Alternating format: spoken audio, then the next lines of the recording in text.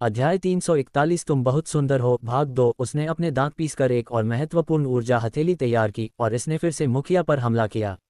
धमाका, धमाका, धमाका। उन्होंने एक साथ 3 हथेलियों से लड़ाई की थी। माइक का चेहरा उसके शरीर से सारी महत्वपूर्ण ऊर्जा खत्म होने के कारण घातक रूप से पीला पड़ गया था। वह जोर से हाँफने लगा और खून थूकने लगा। बहुत अधिक महत्वपूर्ण ऊर्जा का उपयोग करने से उसके शरीर और ताकत पर बुरा असर पड़ा था। माइक, बस हार मान लो और अभी चले जाओ। हम इस कमीने को हमें अपमानित नहीं करने देंगे। हम बिना सम्मान के जीने के बजाय अभी मरना पसंद करेंगे। हमारी चिंता मत करो। दोनों लड़कियां, एक लाल पोशाक में और दूसरी सफ़ेद पोशाक में, दोनों रो पड़ीं। तुम खुद को मारना चाहते हो? सपने देखना जारी रखो, मैं तुम्हें मार डालूंगा, बूढ़े गधे। मुखिया चिल्लाया और माइक को और भी अपमानित किया। वह ये सुनकर क्रोधित हो गया कि दोनों बहनें आत्महत्या कर लेंगी। अचानक उसने अपने शरीर में सभी महत्वपूर्ण ऊर्जा को सक्रिय कर दिया और पृथ्वी क्षेत्र के प्रीमियम चरण में शक्ति जारी की। एक खूनी भेड़िए का पंजा उभर कर आया और तेज आवाज करते हुए आगे बढ़ा। जबरदस्त ताकत के साथ उसने माइक के सिर पर सीधा हमला किया। भाई, मुझे माफ करना। मैं महिलाओं की सुरक्षा नहीं कर पा रहा हूँ। मुझे इसके लिए बहुत खेद है, माइक ने बड़बड़ाया। फिर उसने दहाड़ लगाई और अपनी पूरी ताकत से हथेली को तैयार किया। एक बार फिर उसने मुखिया पर हमला किया। माइक, सावधान। दोनों महिलाएं गाड़ी से चिल्लाईं। वे दोनों के बीच शक्ति के अंतर को स्पष्ट रूप से जानती थीं और यह कि माइक उस वार से मर सकता था। मुखिया ने दोनों खूबसूरत महिलाओं को पाने के लिए माइक को जल्द से जल्द मारने का फैसला किया था। अगर वे आत्महत्या कर लेंगी तो उनके सारे प्रयास व्यर्थ हो जाएंगे। उसे एक आखिरी वार करके माइक को मारना ही होगा। धमाका। चीज़ों के आपस में टकराने की तेज आवाज़ ने पूरे इलाके को भर दिया। क्या हुआ? मुझे बिल्कुल भी चोट क्यों नहीं लग रही? क्या किसी ने मेरे लिए वार किया? माइक ने खुद से सोचा जब उसे बिल्कुल भी दर्द महसूस नहीं हुआ। धमाके के बाद उसने अपने शरीर को छुआ और आश्चर्यजनक रूप से पाया कि वह अभी भी जीवित था। उसने अविश्वास में धीरे धीरे अपनी आंखें खोलीं। इस बीच ब्लड वुल्फ टीम का मुखिया कुछ कदम पीछे हट गया। मुखिया और माइक के बीच एक सुंदर युवक खड़ा था। कोई नहीं जानता था कि वह कब आया और उसने माइक के लिए कैसे हमला किया। उस आदमी ने अपने चेहरे पर स्पष्ट अवमानना के साथ मुखिया को देखा। कौन कौन हो तुम? तुम्हारी हिम्मत कैसे हुई? मुखिया ने गुस्से में ताना मारा जब वह खुद को होश में लाया, दखल देने वाले आदमी से घबराया हुआ। फिर उसने उसे ध्यान से देखा। अचानक मुखिया उतना घमंडी नहीं रहा जितना वह कुछ सेकंड पहले था। इसके बजाय उसकी आंखें भरी हुई थीं विवेक और सतर्कता। आखिरकार युवक ने अभी अभी उसका वार झेला और उसे कुछ कदम पीछे भी धकेल दिया। अगर वह तैयार होता तो शायद वह युवक को हरा सकता था। लेकिन उसने ये भी सोचा कि जो कुछ अभी हुआ है उसके आधार पर युवक शक्तिशाली और दुर्जय होना चाहिए। वाह, तुम कौन हो? माइक को भी होश आ गया। उसने अपने सामने खड़े अजीब युवक को देखा, उसकी अनचाही उपस्थिति से पूरी तरह भ्रमित। तो तुमने अभी अभी मुझे बचाया? माइक ने पूछा, युवक की उपस्थिति से अभी भी हैरान था। तुम्हारी हिम्मत कैसे हुई? क्या तुम जानते हो कि मैं कौन हूँ? मैं ब्लड वुल्फ टीम का सदस्य हूँ। मेरी बात सुनो नौजवान, हमारे साथ मत उलझो। मुझे पता है युवा हमेशा हीरो बनने का सपना देखते हैं। मैं तुम्हें सलाह देता हूँ, बेकार की प्रसिद्धि के लिए खुद को मुसीबत में मत डालो। मुझे यकीन है कि तुमने हमारा नाम ब्लड वुल्फ टीम सुना होगा, है न? तुम हमारे खिलाफ लड़ने के लिए बहुत कमज़ोर हो। नौजवान, अपने जीवन और उज्ज्वल भविष्य के लिए बेवकूफ़ी मत करो। तुम एक मजबूत साधक भी हो। मैं तुम्हारी हिम्मत की प्रशंसा करता हूँ और मैं तुम्हें इतनी कम उम्र में मरने नहीं देना चाहता। तुमने अभी मुझे नाराज़ किया, लेकिन मैं तुम्हें इसके लिए छोड़ दूंगा। तुम अब जाने के लिए स्वतंत्र हो, मुखिया ने कहा। उसने ये भी महसूस किया कि युवक का साधना आधार बहुत मजबूत था। उसने युवक को इसलिए नहीं जाने दिया क्योंकि वह उससे डरता था। वह नहीं चाहता था कि वह माइक के साथ मिलकर लड़े। अगर वे गठबंधन करते तो उसके लिए जीतना मुश्किल होता। इसके अलावा अगर लड़ाई लंबी चलती तो लड़कियों के पास अपनी जान लेने के लिए पर्याप्त समय होता। इसलिए मुखिया युवक को जाने के लिए राजी करना चाहता था ताकि वह माइक को जल्दी खत्म कर सके। मुखिया के हथेली के हमले को झेलने वाला युवक कोई और नहीं बल्कि देव था। देव माइक की वफादारी की बहुत प्रशंसा करता था, इसलिए वह उसे क्रूर ब्लड वुल्फ टीम के हाथों मरते हुए नहीं देखना चाहता था। महत्वपूर्ण क्षण में वह माइक को बचाने आया। हाँ, मुझे खेद है, लेकिन मैं अभी नहीं जा सकता। मैं 2 महिलाओं के भोजन के लिए ऋणी था। मुझे परवाह नहीं है कि तुम मुझे छोड़ोगी या नहीं, लेकिन मुझे उन 2 महिलाओं के उपकार की परवाह है जो मेरे लिए किए हैं। मुझे अपना ऋण चुकाना होगा। देव मुस्कुराया। क्या भोजन? क्या वह छोटा भिखारी? गाड़ी में बैठी 2 महिलाओं ने सोचा और चिल्लाईं। महिलाओं, आपने आज मुझे भोजन कराया। क्या आपको याद नहीं है? मुझे लगा कि हमने अच्छा समय बिताया। छोटा भिखारी, क्या तुम सच में छोटे भिखारी हो? लाल पोशाक वाली लड़की ने पूछा।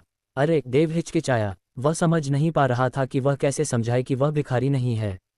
दूसरे ने तय कर लिया था कि वह वास्तव में एक भिखारी था। अलवा, वह वास्तव में वह भिखारी है जिससे हम आज मिले थे। वह मुझे थोड़ा जाना पहचाना लग रहा है। छोटे भिखारी, तुम पिछली बार की तुलना में अधिक सुंदर हो। अब तुम अलग दिखते हो। तुम्हें अपने कपड़े कहाँ से मिले? क्या दूसरे लोगों ने तुम्हें दिए हैं? वास्तव में तुम उन नए कपड़ों में बहुत अच्छे लग रहे हो, उसने मनोरंजन में कहा। अहम, देव को नहीं पता था कि एक सुंदर महिला से ऐसी प्रशंसा का जवाब कैसे दिया जाए। ये पहली बार था कि किसी ने उसकी शक्ल की प्रशंसा की। लेकिन आज जब वह होटल में दो महिलाओं से मिला तो उसकी हालत बहुत खराब थी।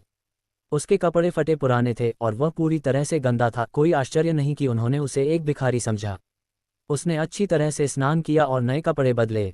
भले ही वह अब बहुत सुंदर न हो, लेकिन वह पहले की तुलना में साफ और सभ्य था। जब वे मिले थे और अब उनके रूप में बहुत अंतर था। इसलिए लड़की को लगा कि वह वास्तव में जितना सुंदर था उससे कहीं ज्यादा सुंदर है। छोटे भिखारी, तुम यहाँ क्यों हो? यहाँ रहना खतरनाक है, जल्दी जाओ, सफ़ेद कपड़े वाली लड़की ने तुरंत कहा। वह अपनी बहन से बड़ी थी, इसलिए वह उस खतरे से ज्यादा वाकिफ थी जिसका सामना उन्हें करना था। वह नहीं चाहती थी कि उनके साथ एक और मासूम व्यक्ति मर जाए। उसके शब्दों ने लाल पोशाक वाली लड़की को याद दिलाया और वह घबरा गई। वह सही कह रही है। छोटे भिखारी, अभी चले जाओ, ये बहुत खतरनाक है। लाल पोशाक वाली लड़की ने भी उसे याद दिलाया। उसके स्वर में सच्ची चिंता झलक रही थी। देव को उनकी चिंताओं से बहुत अच्छा लगा। दोनों महिलाएं कितनी दयालु थीं। भले ही वे एक गंभीर स्थिति में थीं, फिर भी उन्हें खुद से ज्यादा दूसरों की जिंदगी की परवाह थी। अध्याय 342 एक बार से मारना। चुप रहो, मुझे परवाह नहीं है कि तुम कौन हो। मैं ब्लड वुल्फ टीम का वुल्फ जनरल हूँ। मैंने तुम पर दया दिखाई और तुम्हें जाने देने की कोशिश की, लेकिन तुमने अवसर बर्बाद कर दिया। तुम एक अच्छे महत्वपूर्ण ऊर्जा शोधक हो। हालांकि तुम युवा हो, तुम पृथ्वी क्षेत्र के प्रीमियम चरण में हो। फिर भी तुम ये सोचने की हिम्मत मत करो कि तुम हमारी रक्त भेड़िया टीम के सदस्यों को चुनौती दे सकते हो। हमारे पास रहस्यमय क्षेत्र में कम से कम 10 से अधिक साधक हैं। इसके अलावा मुझे नहीं लगता कि तुम इतनी कम उम्र में पृथ्वी क्षेत्र के प्रीमियम चरण तक पहुंच सकते हो। तुम्हें सफलता पाने और इस क्षेत्र तक पहुंचने में मदद करने के लिए कई अमृत लेने पड़े होंगे, आदमी ने तिरस्कार में कहा। अपने हाथ की एक लहर के साथ उसने एक खर्राटा लिया और कहा, रहस्यमय क्षेत्र में हमारे शक्तिशाली साधकों की मदद के बिना भी मैं तुम्हें बिना किसी कठिनाई के नीचे ले जा सकता हूं। इसलिए याद रखें कि आपको ब्लड वुल्फ टीम के किसी भी सदस्य के साथ खिलवाड़ नहीं करना चाहिए। बस इतना ही मैं आपको बताना चाहता हूं। इसे एक चेतावनी के रूप में ध्यान में रखें। अब यह आप पर निर्भर है। आप यहाँ और रहना या यहाँ से चले जाना चुन सकते हैं। अच्छा, कितना आश्चर्यजनक। मैंने कभी नहीं सोचा था कि चीज़ें इस तरह से बदल जाएंगी। यह आदमी ब्लड वुल्फ टीम का वुल्फ जनरल है। मैंने पहले ही अन्य वुल्फ जनरलों का ख्याल रखा है और मुझे एक और को मारने में कोई आपत्ति नहीं होगी। वह अपनी कब्र खुद खोद रहा है, देव ने घृणा से सोचा। वुल्फ जनरल की सलाह और धमकी देव पर काम नहीं आई। डरने के बजाय युवा लड़के ने वुल्फ जनरल का सिर से पैर तक अध्ययन किया। मैं उसकी जान लेने जा रहा हूँ। मुझे यकीन है कि एबॉट को अपने अंडरस्टैंडिंग की मौत के बारे में जानने के बाद गुस्सा आएगा। वह क्या करेगा? देव ने मुस्कुराते हुए सोचा। क्या लिटिल बैगर, तुम अर्थ रियल्म के प्रीमियम चरण तक पहुंच गए। लिटिल बैगर, क्या आप भी साधक हैं? आश्चर्य और अविश्वास से भरी महिलाओं की आवाज़ें गाड़ी से गूंजकर देव के कानों तक पहुंचीं। लाल और सफ़ेद कपड़ों वाली नौकरानी इस रहस्योद्घाटन से स्तब्ध रह गईं। देव जोर से हंसा, मानो उसने कोई हास्यास्पद और मज़ेदार चुटकुला सुन लिया हो। आप मजाक कर रहे हैं? दिलचस्प है। क्या आपको पता है कि आप किस बारे में बात कर रहे हैं? आप ब्लड वुल्फ टीम के वुल्फ जनरल हैं, फिर भी आप मुझे जाने देते हैं। क्या वाकई इसका कोई मतलब है? मजाक मत करो। क्या आप अपना काम भूल गए हैं? हमारा काम? वुल्फ जनरल ने देव के शब्दों पर अचंभित होकर दोहराया। वह अपने मिशन के बारे में सोचने लगा। यह आदमी किस बारे में बात कर रहा था? इससे आपका कोई लेना देना नहीं है। क्या तुम देव हो? वुल्फ जनरल के दिमाग में अचानक ये विचार आया कि उसके सामने खड़ा लड़का शायद वह व्यक्ति हो जिससे पूरी ब्लड वुल्फ टीम सबसे ज्यादा नफरत करती है। चेहरे पर शिकन के साथ उसने एक स्क्रॉल निकाला।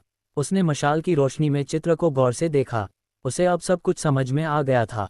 मैं समझ गया। तो तुम देव हो।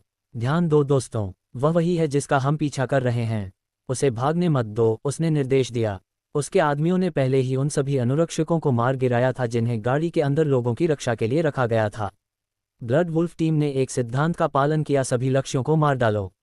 जब उन 2 नौकरानियों को बचाने वाले योद्धाओं को पता चला कि ये लुटेरे ब्लड वुल्फ टीम से थे, जो वायलेट ऑर्किड के सभी 5 सबसे बड़े संप्रदायों के खिलाफ प्रतिस्पर्धा करने के लिए पर्याप्त शक्तिशाली थी, एम्पायर के पास पहुंचकर वे घबरा गए और उनका मनोबल टूट गया। लड़ाई होने से पहले ही वे अपना हौसला खो चुके थे, इसलिए उन निर्दयी हत्यारों का सामना करके वे बच नहीं सकते थे। पलक झपकते ही ब्लड वुल्फ टीम के 40 से ज्यादा लोगों ने उस गाड़ी को घेर लिया जिसमें देव, माइक और 2 नौकरानियां थीं। सभी लोगों ने देव को अपनी आंखों में भयंकर भाव से देखा। देव का पीछा करने के इस मिशन पर गए सभी लोग ब्लड वुल्फ टीम के कुलीन सदस्य थे। ये पहली बार था कि ब्लड वुल्फ टीम ने अपने इतने बेहतरीन सदस्यों को किसी काम को अंजाम देने के लिए भेजा था।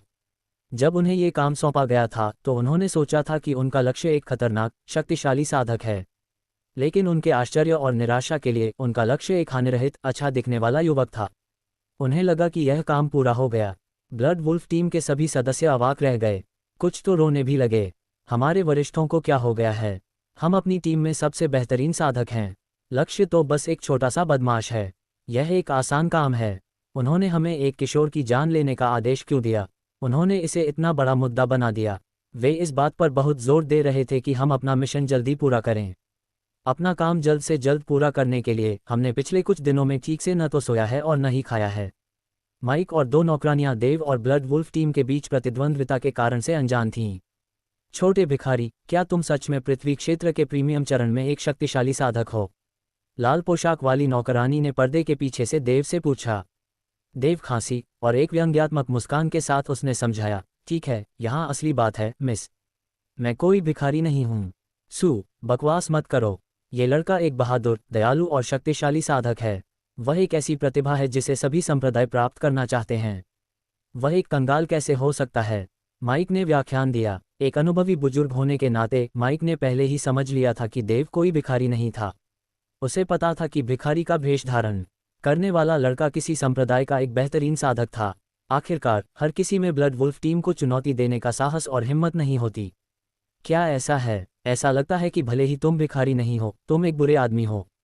तुम हमें कैसे बेवकूफ़ बना सकते हो? हमें तो तुम पर दया भी आती है। लाल रंग की लड़की ने अपनी कोमल, स्त्रीवत आवाज़ में शिकायत की। इतनी असभ्य मत बनो। मुझे लगता है कि उसने जानबूझकर ऐसा नहीं किया। शायद उसके अपने कारण हैं, सफ़ेद रंग की लड़की ने देव की ओर से कहा।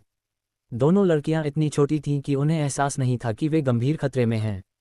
यही कारण था कि वे अपनी जान बचाने के बारे में सोचने के बजाय देव को परेशान कर रही थीं। हाँ, तुम देव हो। मैं आखिरकार तुमसे व्यक्तिगत रूप से मिल पाया।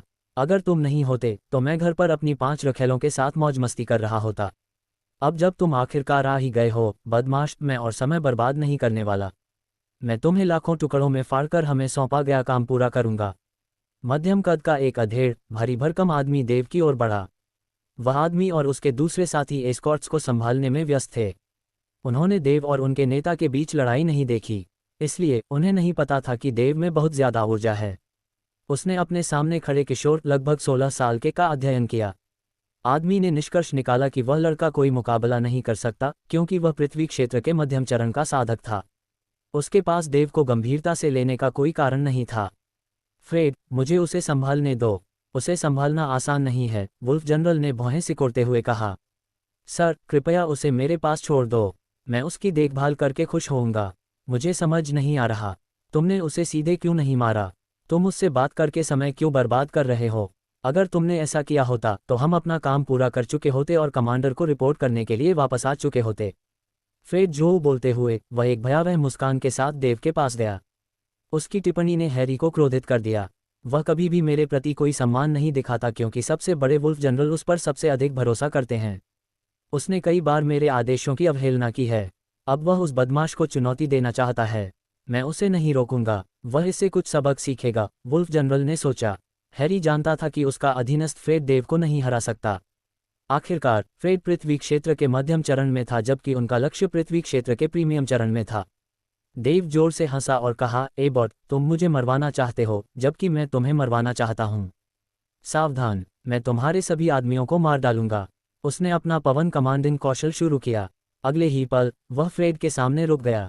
अपने हाथ की एक लहर के साथ उसने फ्रेड की छाती में 4000 किलोग्राम बल वाला एक मुक्का मारा।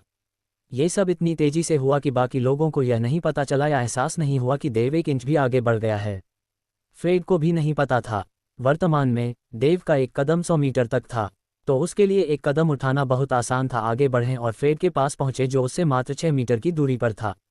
यह एहसास किए बिना कि दुश्मन उसके सामने था, फ्रेड अपने विचारों में खोए हुए देव के जीवन को समाप्त करने के लिए अपना सर्वश्रेष्ठ कौशल लाइटनिंग स्ट्राइक दिखा रहा था। इस बार हमारे अधिकांश शीर्ष साधकों को एक मिशन को पूरा करने के लिए भेजा गया था। अब जबकि मैं देव को नीचे गिराने जा रहा हूं, तो मैं इसका श्रेय लूंगा। क्या दिन था! वह इतना खुश था कि वह लगभग खुशी और गर्व से हंस पड़ा। हालांकि चीजें उसके अनुकूल नहीं हुईं। नीले रंग से बाहर उसे एक बहुत बड़ी शक्ति से मारा गया और अगले ही सेकंड में उसने देखा कि एक मुट्ठी उसकी ओर आ रही है। उसकी आंखें सदमे में फैल गईं। यह इतनी जल्दी हुआ कि फ्रेड को खुद का बचाव करने का मौका या क्षण नहीं मिला। धमाका! एक तेज आवाज हवा में गूंजी, उसके मुंह में खून भरने लगा और होठों और ठुड्डी से नीचे टपकने लगा। ये बहुत जल्दी हुआ। ये कुछ शब्द थे जो फ्रेड बोल पाया। एक फूले हुए गुब्बारे की तरह वह बेदम होकर जमीन पर गिर पड़ा। देव ने केवल एक ही चाल चली थी और अपने हमलावर को मार गिराया था। उसने केवल एक वार से ही पृथ्वी क्षेत्र के मध्यम चरण पर मौजूद एक साधक को हरा दिया था। देव द्वारा फ्रेड को बिना किसी प्रयास के नीचे गिराए जाने को देखकर वहां मौजूद भीड़ स्तब्ध रह गई। उसने यह इतनी आसानी से किया था मानो उसने अभी अभी एक मक्खी को मारा हो। अध्याय 343 मेरे गुरु का जन्म अद्भुत है। उसने अनुमान लगाया था कि देव को हराना आसान होगा, क्योंकि वह ब्लड वुल्फ टीम में पृथ्वी क्षेत्र के मध्यम चरण का स्वामी था। दुर्भाग्य से उसने अपने प्रतिद्वंद्वी को बहुत कम आंका था। न केवल देव ने उसे हराया, बल्कि वास्तव में उसने उसकी छाती पर केवल एक वार करके उसे मार डाला। चारों ओर खड़े सभी शिष्य घटनाओं के अचानक मोड़ पर चकित थे। जैसे ही उन्हें घटनाओं का अर्थ समझ में आया, भीड़ में से एक आवाज गूंजी, अरे तुमने मेरे सामने ही फ्रेड को मारने की हिम्मत कैसे की? बहुत दुस्साहस! तुमने ब्लड वुल्फ टीम के बहुत से लोगों को मार डाला है। अब तुम्हें तुम्हारी सही जगह पर रखा जाना चाहिए। बहुत हो गया, तुम मर चुके हो। गार्ड, दोनों लड़कियों और बुढ़िया को ले जाओ। इस छोटे कमीने के लिए मैं खुद ही उससे निपट लूंगा। 5वें वुल्फ जनरल ने जोर से आदेश दिया। देव ने अपने धैर्य की एक बार बहुत परीक्षा ली थी। उसे मारना ही था। ब्लड वुल्फ टीम के अनुयायी एक भीड़ में इकट्ठे हुए, जो अपने आकार के साथ साथ भीड़ की गुमनाम प्रकृति से सुरक्षित थे। चलो, तुम मूर्ख हो, तुम सब वैसे भी आज मर जाओगे। ऐसे लड़ो जैसे तुम ब्लड वुल्फ टीम के हो। देव ने पहले ही अपने मन से वायलट को गाड़ी के अंदर बैठी 2 लड़कियों की रक्षा करने के लिए कह दिया था। वायलट तुरंत गाड़ी के बगल में हरी रोशनी के साथ युद्ध के लिए तैयार दिखाई दी।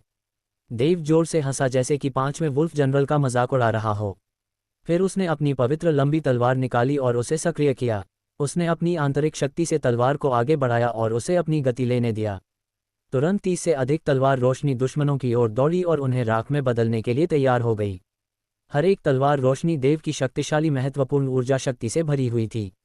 आह आह आह! शिष्यों ने पीड़ा में चीखना शुरू कर दिया जब वे अपरिहार्य तलवार रोशनी से पीड़ित थे। ऊर्जा एकत्रीकरण क्षेत्र के साधना आधार में 1 दर्जन शिष्य तुरंत मारे गए। वह 5वां वुल्फ जनरल देव का ऐसा प्रभाव होने की उम्मीद नहीं करता था। कुछ ही क्षणों में अनगिनत लोग मारे गए। देव को गुस्सा आ रहा था और 5वां वुल्फ जनरल बदला लेने के लिए बेताब था। छोटे कमीने, तुम्हारी हिम्मत कैसे हुई? तुम सीधे नरक में जाओगे। मर जाओ, कमीने! वह चिल्लाया और फिर अपना हाथ उठाया। उसी समय उसके शरीर पर खून से लाल राक्षसी भेड़िया का पंजा दिखाई दिया। तुरंत देव हवाओं से घिर गया। ये हवाएं खून की बदबू और मजबूत बल की आभा से भरी हुई थीं। देव के पास प्रतिक्रिया करने का समय नहीं था, क्योंकि ये घटनाएं बिजली की तरह तेजी से घटित हो रही थीं। देव को खूनी भेड़िया के पंजे ने एक अजेय बल से मारा। ओह नहीं, देव नहीं! गाड़ी में बैठी 2 लड़कियां चीख उठीं। हा हा हा, इसे देखो, छोटे कमीने! यह अक्षम गधा! बकवास का एक टुकड़ा! 5वां वुल्फ जनरल ने व्यंग्य किया। उसकी हंसी हवा में गूंज उठी। और फिर सभी को चौंकाते हुए, जैसा कि आमतौर पर होता है जब एक भेड़िया ताड़ के पेड़ पर तूफान आता है, देव टुकड़े टुकड़े नहीं हुआ। वह अभी भी खड़ा था। तूफान स्पष्ट रूप से देव के शरीर से होकर गुजरा था, जैसे कि वह वहां था ही नहीं। इसके बाद जो हुआ वह पूरी तरह से अप्रत्याशित था। देव हवा में गायब हो गया, पीछे धुएं का एक गुबार छोड़ गया। परछाइयां! ये वही शापित परछाइयां थीं। 5वें वुल्फ जनरल को एहसास हुआ कि उसने देव को नहीं बल्कि अपनी परछाई को मारा था। 5वें वुल्फ जनरल को यह समझने में कुछ मिनट लगे कि अभी क्या हुआ था। हालांकि उसकी आंतरिक भावना ने उसे बताया कि कोने के पास कुछ खतरनाक है। उसे नहीं पता था कि यह क्या है, लेकिन उसे यकीन था कि यह कोई मजबूत आंतरिक शक्ति है। उसने खुद को अथाह ताकत के साथ आगे बढ़ाया और एक झटके में 6 मीटर की दूरी तय करते हुए आगे निकल गया। अनजान लोगों के लिए स्थिति का जायजा लेने और फिर कार्रवाई की योजना बनाने में उन्हें कुछ समय लग सकता था। लेकिन पांचवा वुल्फ जनरल अनुभवी था और उसे पता था कि क्या करना है। हालांकि उसे इस बात का बिल्कुल भी अंदाजा नहीं था कि देव उससे कहीं ज्यादा तेज था। जैसे ही वह बाहर निकला, देव उसके पीछे था, चुपके से उसका पीछा कर रहा था। देव के पैरों से पीली सुनहरी महत्वपूर्ण ऊर्जा का एक बादल उठा। उसने 5 आध्यात्मिक इंद्रिय उड़ती हुई सुइयां बुलाईं और उन्हें सीधे 5वें वुल्फ जनरल के सिर में घोंप दिया। देव उसके बहुत करीब खड़ा था। 5वां वुल्फ जनरल डर गया और अचानक, आह, बहुत दर्द हो रहा है। मेरे सिर में ये दर्द क्या था? 5वां वुल्फ जनरल पीड़ा में चिल्लाया। उसे लगा कि उसके मस्तिष्क में लोहे की बहुत सी सुइयां लगातार चुभ रही हैं। अब वह 1 इंच भी हिल नहीं सकता था।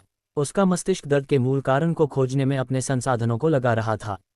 फिर देव हवा में उछला और उसे पीठ पर जोरदार मुक्का मारा। यह मुक्का 5वें वुल्फ जनरल को बहुत भारी लगा। कोई भी व्यक्ति कभी भी इतना जोरदार प्रहार सहन नहीं कर सकता।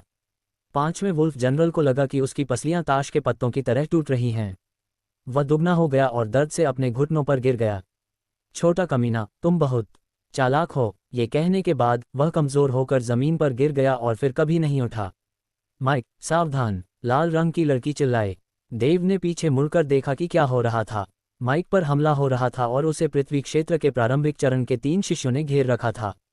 माइक 5वें वुल्फ जनरल से लड़ते हुए बुरी तरह घायल हो गया था। वह सारी ताकत खो चुका था और अब फिर से लड़ने के लिए बहुत कमजोर था। तीनों शिष्य ये जानते थे और जितना हो सके उतना नुकसान पहुंचाना चाहते थे। तीनों शिष्य माइक को खत्म करने में लगभग सफल हो ही गए थे कि देव उनके पास पहुंच गया। इस बार उसने 3 उड़ती हुई सुइयां बुलाईं और शिष्यों के सिर में घोंप दीं। उड़ती हुई सुइयां उन्हें जोर से लगी और वे दर्द से तड़पते हुए गिर पड़े। माइक बच गया। देव की आध्यात्मिक समझ एक नए स्तर पर पहुंच गई थी। उसकी उड़ती हुई सुइयां प्रारंभिक चरण या उससे निचले स्तर के लोगों को गंभीर नुकसान पहुंचा रही थीं। वह शत्रुओं की आध्यात्मिक आत्माओं को भारी नुकसान पहुंचाने में सक्षम था। जहां तक पृथ्वी क्षेत्र के मध्यम चरण के शिष्यों की बात है, वह उन्हें काफी समय तक रोक सकता था ताकि उनकी शक्ति उन्हें नुकसान न पहुंचाए। तीनों शिष्यों का साधना आधार पृथ्वी क्षेत्र के प्रारंभिक चरण के स्तर पर था और उनके पास आध्यात्मिक भावना की शक्ति नहीं थी, इसलिए उनकी आध्यात्मिक आत्माओं को भयंकर चोट लगी और जब देव की उड़ती हुई सुइयां उन्हें लगी तो वे बेहोश हो गए। देव ने भ्रामक तलवारबाजी को सक्रिय किया और तलवार की रोशनी की 30 से अधिक किरणें उनकी ओर चलीं। उनकी चीखों के साथ उनमें से प्रत्येक को 10 से अधिक तलवार की रोशनी से मारा गया और तलवार की रोशनी के छेदों से खून बहने लगा। अरे यार, मुझे बचाने के लिए धन्यवाद। माइक बेहद आभारी था। आखिरकार वह प्रारंभिक चरण के 3 शिष्यों द्वारा लगभग मारा गया था। उसने सोचा कि कुछ भी उसे बचाने में सक्षम नहीं होगा और उसने निश्चित रूप से यह उम्मीद नहीं की थी कि देव आएगा और उन्हें हरा देगा, जैसे कि यह उसके लिए बच्चों का खेल था। माइक देव की प्रचंड शक्ति से प्रभावित था। वह कुछ प्रयास करके खड़ा हुआ और जैसे ही वह पलटा, उसने देखा कि एक आदमी धूल में पड़ा हुआ है। उसने तुरंत पहचान लिया कि यह 5वां वुल्फ जनरल था। हे भगवान! थोड़े समय में उसने ब्लड वुल्फ टीम के 3 प्रारंभिक चरण के शिष्यों को मार डाला था और वुल्फ जनरलों में से एक को भी मार दिया गया। वह कितना निर्दयी लड़का है। माइक ने सोचा, अरे बच्चे, कैसे कर सकते हैं? तुमने कैसे किया? माइक अपना सवाल पूरा नहीं कर सका। सर्वाधिकार कॉपीराइट नोवेल ड्रीम ऑग से संबंधित है। गाड़ी में बैठी 2 लड़कियां, एक लाल और दूसरी सफ़ेद रंग की, ने वह सब देखा था जो हुआ था। वे भी अचंभित थीं जब उन्होंने देव को लोगों को मारते हुए, उन्हें सब्जियों की तरह काटते हुए देखा। उन्होंने उसे प्रशंसा से देखा और चिल्लाए, अरे भिखारी लड़के, शाबाश शाबाश। और एक आवाज़ ने कहा, अच्छा, मेरा गुरु अद्भुत पैदा हुआ था। अध्याय 344। चलो एक साथ शाही राजधानी शहर में चलते हैं। वायलेट ने अपनी पूरी इच्छाशक्ति और शक्ति के साथ ब्लड वुल्फ टीम में ऊर्जा एकत्र करने वाले क्षेत्र के सभी साधकों को हराया। हर कोई जानता था कि गति 9 पूंछ वाले राक्षस लोमड़ी की ताकत थी।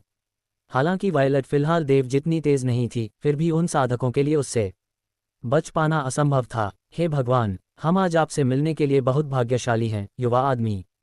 अन्यथा मैं कल्पना नहीं कर सकता कि मेरी 2 युवतियों के साथ क्या हुआ होता। माइक ने आह भरी। वह भावनाओं से अभिभूत था। ये देखकर कि ब्लड वुल्फ टीम के सभी सदस्य मर चुके थे, माइक को पता था कि अप्रत्याशित आपदा आखिरकार खत्म हो गई थी। बचने के लिए राहत और कृतज्ञता की भावना उसके ऊपर छा गई। बेशक वह अच्छी तरह से जानता था कि यह वह युवक था जिसने उन्हें इस आपदा से बचाया था। ये बहुत दयालुता है, माइक। मैंने आज सुबह 2 महिलाओं द्वारा मेरे लिए तैयार किए गए स्वादिष्ट भोजन के लिए अभी तक आपको धन्यवाद नहीं दिया है। आप मजाक कर रहे होंगे। अपने कौशल के साथ आपको बहुत सारे अच्छे भाग्य का आशीर्वाद मिला होगा। वह भोजन शायद आपके पास पहले से मौजूद सभी आशीर्वादों की तुलना में कुछ भी नहीं था। माइक जानता था कि देव के पास पृथ्वी क्षेत्र के प्रीमियम चरण का कल्टीवेटर बेस था। इसका मतलब था कि वह किसी भी बल की रीढ़ हो सकता है और उसे कभी भी गरीब आदमी नहीं माना जाना चाहिए। देव ने उसे एक स्पष्ट मुस्कान दी। धन के संबंध में वह वास्तव में अमीर था। आखिरकार उसके स्पेस रिंग में लाखों महत्वपूर्ण ऊर्जा क्रिस्टल थे। वैसे छोटे भिखारी, तुम अचानक आधी रात को इस गांव में कैसे आ गए? आवाज एक गाड़ी के अंदर से आई। ये लाल रंग की लड़की थी।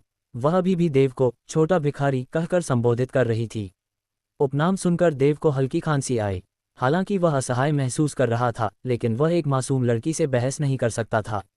मैं शाही राजधानी शहर जा रहा हूँ। मैं बस इसी सड़क से गुजर रहा हूँ, उसने जवाब दिया। क्या, छोटी भिखारी, क्या तुम कह रही हो कि तुम शाही राजधानी शहर जा रही हो? क्या संयोग है, हम भी उसी तरफ जा रहे हैं। क्यों न हम साथ चलें? दोनों लड़कियां बहुत खुश थीं। वे खिड़की से देव की ओर उम्मीद भरी निगाहों से देख रही थीं, जवाब की प्रतीक्षा में। युवक, क्या तुम सच में शाही राजधानी शहर जा रहे हो? ये दोनों युवतियां और मैं भी वहां जा रहे हैं। क्या तुम हमारे साथ चलना चाहोगे? तुम निश्चिंत रहो कि हम इस यात्रा के सभी खर्चों का ध्यान रखेंगे, जैसे कि भोजन और आवास। माइक की आवाज़ प्रत्याशा से कांप रही थी। यात्रा शुरू करने से पहले उसने समूह को साथ ले जाने के लिए 60 से 70 साधकों को काम पर रखने के लिए बड़ी रकम खर्च की थी। वह ये सुनिश्चित करना चाहता था कि दोनों युवतियां सुरक्षित रूप से शाही राजधानी शहर पहुंच जाएं। उसने सोचा कि टीम अविनाशी होगी और उनकी रक्षा करने में सक्षम होगी। उसे आश्चर्य हुआ कि उसने इतनी अधिक राशि पर जिन साधकों को काम पर रखा था, वे ब्लड वुल्फ टीम के सामने भेड़ों के झुंड की तरह कमज़ोर साबित हुए। हालांकि वे इस समय सुरक्षित थे, लेकिन केवल भगवान ही जानता था कि आगे और कोई मुसीबत आने वाली है या नहीं। आखिरकार वे अभी भी शाही राजधानी शहर से बहुत दूर थे। इसके अलावा 2 महिलाएं और कीमती सामान से भरी 1 दर्जन से ज्यादा गाड़ियां रास्ते में बदमाशों को लुभाने वाली थीं।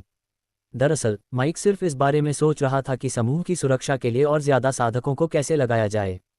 ये जानकर कि वे सभी एक ही गंतव्य की ओर जा रहे थे, माइक उम्मीद से भर गया। देव को देखते ही उसके हाथ उत्साह से कांप उठे। उसने अभी अभी देखा था कि कैसे देव ने ब्लड वुल्फ टीम में पृथ्वी क्षेत्र के लगभग सभी साधकों को अकेले ही मार डाला था। उसने हैरी को भी तेजी से मार डाला था। ये कहा जा सकता है कि यह युवक 100 औसत साधकों की तुलना में ज्यादा उपयोगी था। तुम्हारे साथ चलो। ओह, देव एक पल के लिए झिझका। वह जानता था कि आमतौर पर यह सबसे अच्छा होगा अगर वह इस समूह को उनके गंतव्य तक पहुंचाए। हालांकि यह एक बुरा समय था। ब्लड वुल्फ टीम और फ्लेमिंग सन वैली वर्तमान में उसका पीछा कर रहे थे। अगर वह इस समूह के साथ शाही राजधानी शहर की यात्रा करता तो वह दुश्मन के लिए उसे ढूंढना आसान बना देता। इस बात की भी अच्छी संभावना थी कि दोनों लड़कियों की रक्षा करने के बजाय वह उन्हें केवल मुसीबत में डाल देगा। आज रात उसका सामना सबसे शक्तिशाली साधक से हुआ था, जो केवल पृथ्वी क्षेत्र के प्रीमियम चरण में था। जिस क्षण ब्लड वुल्फ टीम और फ्लेमिंग सन वैली ने उसे मारने के लिए रहस्यमय क्षेत्र के स्वामी भेजे, उसके बाद की लड़ाई उतनी आसान नहीं होगी। क्या कुछ गड़बड़ है, युवा आदमी? माइक ने सवाल को अनिश्चित रूप से पूछा। जब उसने देव को निमंत्रण पर लंबे समय तक चिंतन करते देखा तो माइक की आशा कम होने लगी। फिर गाड़ी के उद्घाटन को ढकने वाला पर्दा पूरी तरह से ऊपर उठा दिया गया। लाल रंग की लड़की और सफ़ेद रंग की दूसरी लड़की गाड़ी से बाहर निकली और चांदनी में चली गई। वे देव की ओर चली गईं। लाल पोशाक वाली लड़की ने देव को विनती भरी आंखों से देखा और कहा, तुम हमें अकेला नहीं छोड़ सकते, छोटे भिखारी। सफ़ेद पोशाक वाली लड़की ने उसे शालीनता से डांटा, अशिष्ट मत बनो। उस दिन पहले उन्होंने देव को उसके अव्यवस्थित रूप के कारण छोटा भिखारी समझ लिया था। उस समय उन्हें नहीं पता था कि वह वास्तव में कितना मजबूत और शक्तिशाली था। अब जबकि देव ने उनकी जान बचाई है तो उन्हें उसे छोटा भिखारी कहना अशिष्टता होगी। इसके अलावा उन्हें उसकी सुरक्षा की आवश्यकता थी। कोई बात नहीं, इस महिला का यह मतलब नहीं था। सच कहूं तो ऐसा नहीं है कि मैं तुम्हारे साथ शाही राजधानी शहर नहीं जाना चाहता। सच तो यह है कि तुम्हारे साथ जाने से मैं तुम्हारी सुरक्षा नहीं कर पाऊंगा। तुम्हारे साथ जाने से कई तरह की परेशानियां आ सकती हैं। हालांकि मैं शाही राजधानी शहर में आपके सुरक्षित आगमन को सुनिश्चित करने का एक तरीका जानता हूं, देव ने गंभीरता से कहा। अपने हाथों की एक सुंदर हरकत के साथ 2 भूतिया आकृतियां उसके ठीक बगल में दिखाई दीं। वे सड़ी हुई लाशों की तरह दिख रही थीं और उनकी गंध भी। चांदनी में अब उनके सामने खड़ी 2 भयावह आकृतियों से भयभीत होकर दोनों लड़कियां पीली पड़ गईं। वे माइक के पीछे भागी क्योंकि उनकी तीखी चीखें रात भर गूंजती रहीं। माइक भी चौंक गया। वह तुरंत और अधिक सतर्क हो गया। तुम्हारा क्या मतलब है, युवा? नो वेल्डर आत्मा ऑग की संपत्ति। ओह, आसान। घबराओ मत, वे केवल मेरे आदेश का पालन करते हैं। वे मेरी अनुमति के बिना आपको कभी नुकसान नहीं पहुंचाएंगे। आप उन्हें शाही राजधानी शहर के रास्ते में अपनी किसी गाड़ी में छिपा सकते हैं। जब वे आपके साथ होंगे तो कोई भी आपको नुकसान नहीं पहुंचा सकता, जब तक कि आप रहस्यमय क्षेत्र के साधकों से नहीं मिलते। ओह सच में। देव की व्याख्या सुनकर दोनों लड़कियां और माइक तुरंत राहत की गहरी सांस ली। छोटे भिखारी, क्या ये दोनों वाकई इतने शक्तिशाली हैं? लाल रंग की लड़की ने पूछा। माइक ने दो लाश जनरलों को देखा। उनकी लाल आंखें बहुत ठंडी और उदास लग रही थीं, जो कई लोगों के लिए डरावनी हो सकती थीं। उसे थोड़ा सा एहसास हुआ कि उनके पास बेजोड़ ताकत है। हाँ, मैं इसे इस तरह से कहूँ, अगर मैं उनसे लड़ता हूँ तो मुझे उन्हें हराने में थोड़ी परेशानी हो सकती है। देव ने हंसते हुए उत्तर दिया।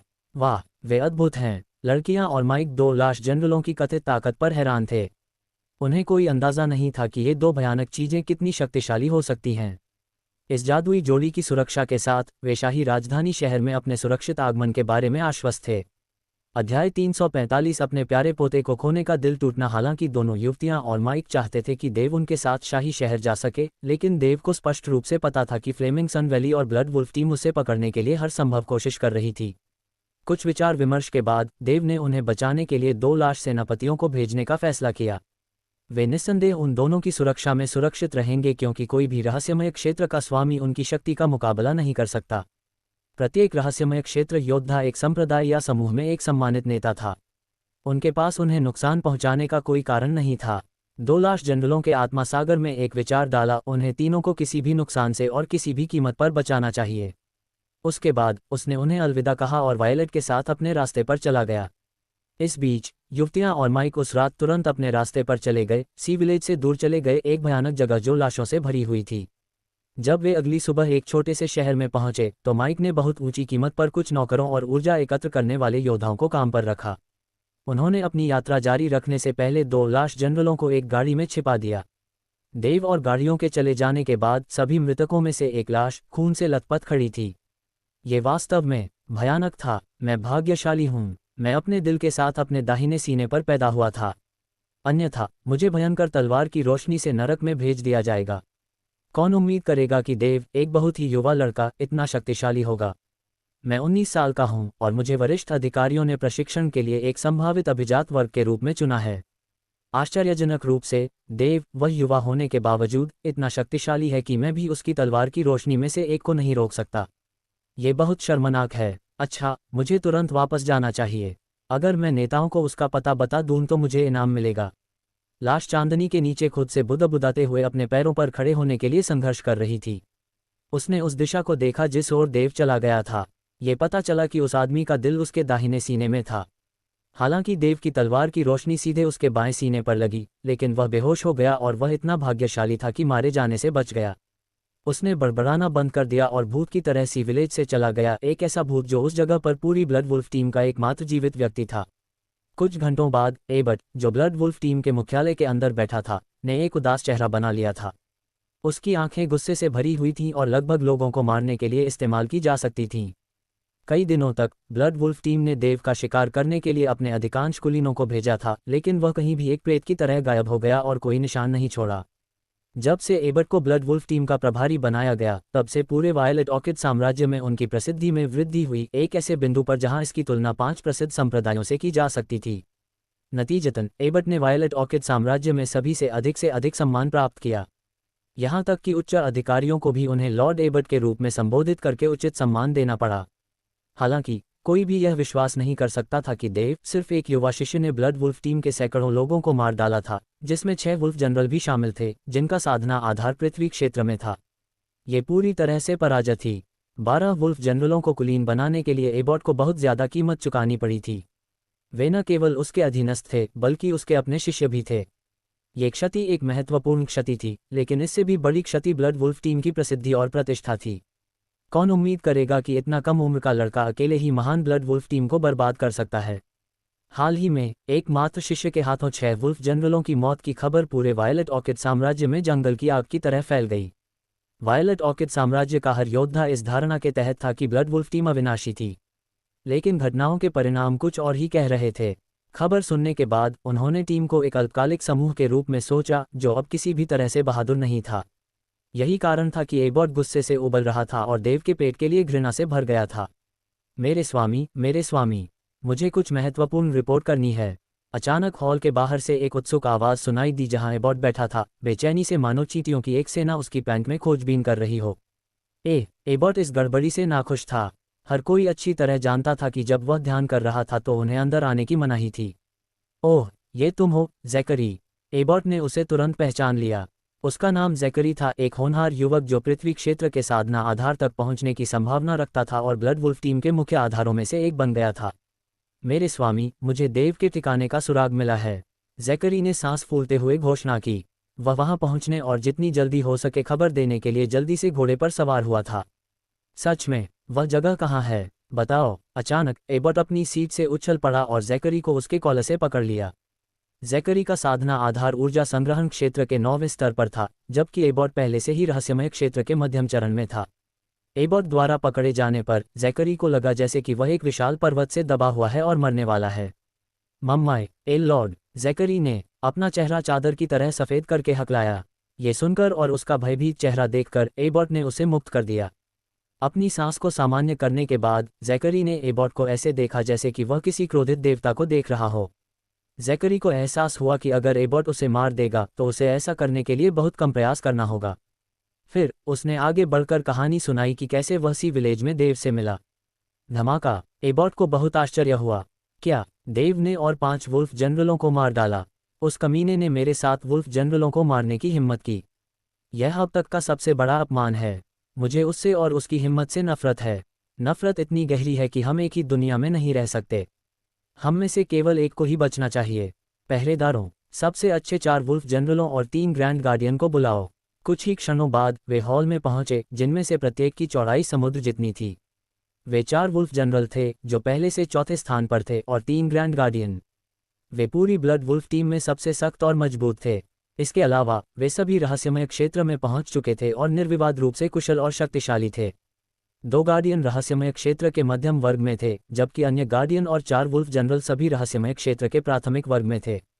एबॉट समेत वे 8 लोग ही थे जिनकी वजह से blood wolf team violet orchid साम्राज्य में प्रसिद्ध हुई। उसी समय वे सभी 8 लोग, जो अपनी टीम के सबसे शक्तिशाली थे, हॉल में एकत्र हुए। साथियों, कल रात 5वें वुल्फ जनरल को कमीने देव ने मार डाला।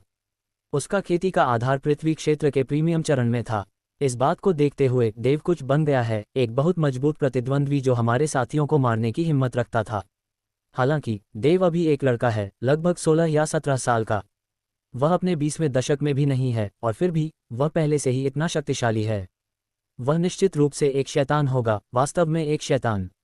नफरत कभी खत्म नहीं होगी, केवल मृत्यु ही इसे दूर कर सकती है। वह कमीना निश्चित रूप से हमारे लिए और अधिक परेशानी खड़ी करेगा, इसलिए हमें उसका शिकार करना चाहिए और तब तक नहीं रुकना चाहिए जब तक कि उसका शरीर जमीन पर बेजान न हो जाए। चूंकि वह बहुत प्रतिभाशाली है, इसलिए हम उसे और अधिक मजबूत नहीं बनने दे सकते, अन्यथा वह एक दिन हम सभी को बर्बाद कर देगा। हम उसे कभी भी सबसे मजबूत में से एक बनने के लिए और अधिक खेती नहीं करने दे सकते। अब देव की हत्या करना हमारी सर्वोच्च प्राथमिकता है। इसके बाद हम ब्लड वुल्फ टीम के सभी लोगों को, जिसमें हम भी शामिल हैं, उसका शिकार करने के लिए भेजेंगे। इसके अलावा फ्लेमिंग सन वैली के मुख्य बुजुर्ग वेन के लिए एक संदेश भेजें कि देव शाही राजधानी शहर की ओर जा रहा है। अगर वे उसे खोज लें तो रास्ते में उस पर घात लगाकर हमला करें। मुझे आश्चर्य है कि वह इस घेराबंदी से कैसे बच पाएगा। जाहिर है, बाकी लोगों में कोई आपत्ति नहीं थी। लंबे समय तक एबट ने ब्लड वुल्फ टीम में अपने नेतृत्व की पूरी शक्ति का आनंद लिया था। इसके अलावा स्थिति का उनका विश्लेषण पूरी तरह से सही और उचित था। फ्लेमिंग सन वैली अब अपने वसंत के मौसम में एक शांत और शांतिपूर्ण घाटी थी। कोई भी फूलों की खुशबू को सूंघ सकता था और पक्षियों की मधुर गुनगुनाहट सुन सकता था। वसंत ऋतु प्रकृति के सबसे जीवंत रूप के साथ एक शानदार दृश्य लेकर आए। हालांकि एक दिल टूटा हुआ बूढ़ा आदमी एक अकेली कब्र के सामने अगरबत्ती जला रहा था, जैसे कि उसके चारों ओर की हवा वसंत की चमकदार धूप के बीच उदास थी। रेमंड, हमारे घर की हर पीढ़ी में सिर्फ एक बेटा होता था। 5 पीढ़ियां हो गई हैं। तुम इकलौते वारिस थे। मैंने कभी नहीं सोचा था कि कमीना देव तुम्हें, हमारे घर के इकलौते वारिस को मारने की हिम्मत करेगा। उसके प्रति मेरी नफरत एक धधकती आग है जिसे दुनिया की सारी नदियां और समुद्र भी नहीं बुझा सकते।